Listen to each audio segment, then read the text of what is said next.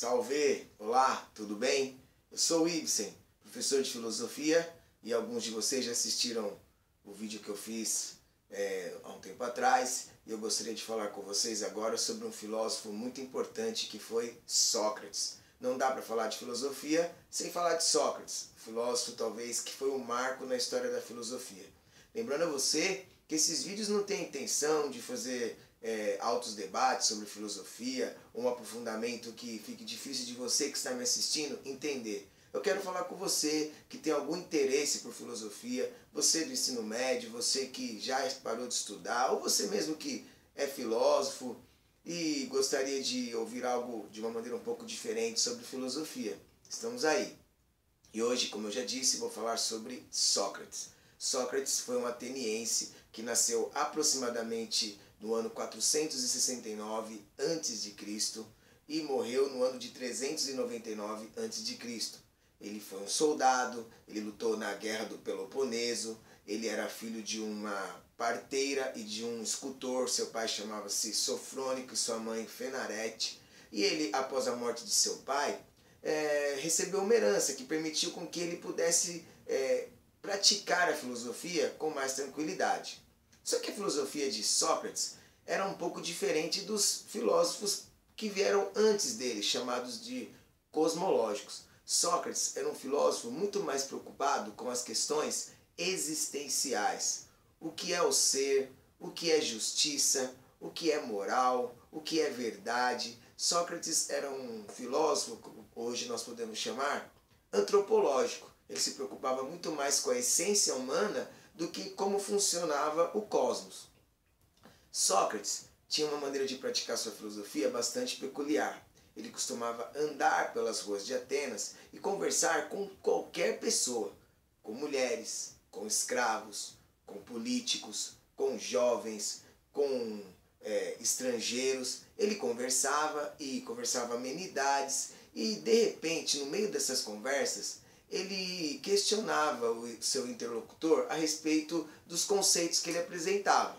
Por exemplo, se de repente ele perguntasse sobre a mentira para alguém, a pessoa falasse, a mentira é uma coisa muito ruim, e ele dissesse, mas se eu minto escondendo de um parente meu uma doença grave, eu estou fazendo algo ruim? A pessoa já começava a se questionar se realmente a mentira era algo ruim ou algo bom. E no meio dessa conversa, Sócrates ia mostrando que as pessoas sabiam muito pouco sobre os conceitos que elas apresentavam. No meio dessa conversa, normalmente o seu interlocutor se via acuado. E isso nem sempre gerava nas pessoas uma simpatia. Talvez por esse seu método um tanto quanto peculiar, Sócrates mais à frente tenha sido condenado à morte por envenenamento. Mas o que eu quero falar hoje com vocês é sobre a questão das virtudes. Sócrates era um filósofo que acreditava que o ser humano tinha virtudes que poderiam conduzi-lo às melhores decisões. Ou seja, se o ser humano ouvisse a sua voz interior, a voz da sua virtude, ele não seguiria as outras pessoas como parecia para Sócrates que as pessoas faziam. Sócrates tinha a impressão que as pessoas viviam como rebanhos. O que um faz, todo mundo vai atrás. Eu tenho certeza que muitas coisas do seu dia a dia, do seu cotidiano, você faz simplesmente porque já virou uma convenção social. E era contra isso que Sócrates lutava. Contra os conceitos padronizados e contra os estilos de vida padronizados. Sócrates costumava dizer que se eu ouvisse a voz da minha virtude, eu saberia que decisão tomar. Sócrates também alertava as pessoas para a necessidade da busca da verdade.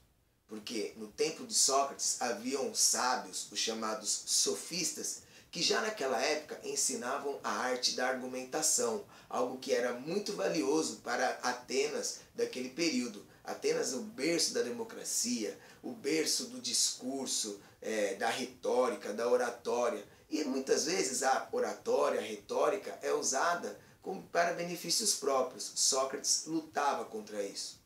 Muitos de vocês já ouviram frases que são atribuídas a Sócrates. Conhece-te a ti mesmo, que na verdade é uma frase que estava colocada na entrada do templo de Delfos, onde um amigo de Sócrates foi consultar o oráculo. O oráculo era uma espécie de sacerdotisa.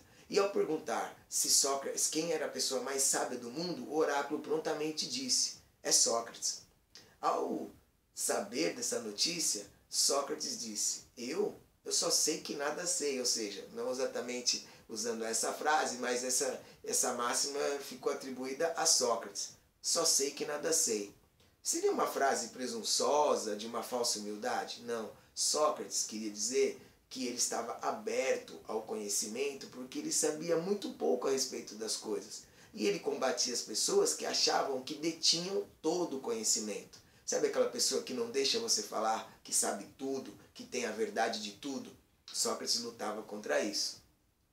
A frase, então, só sei que nada sei, era um alerta de Sócrates às pessoas que achavam que detinham a verdade. A verdade é algo a ser buscado. Sócrates acreditava que só as minhas virtudes internas, ou seja, as minhas qualidades, o meu senso moral, pode me levar às melhores decisões. E a partir daí, Sócrates inaugurou na filosofia a ideia da razão sobrepondo as emoções e as paixões humanas.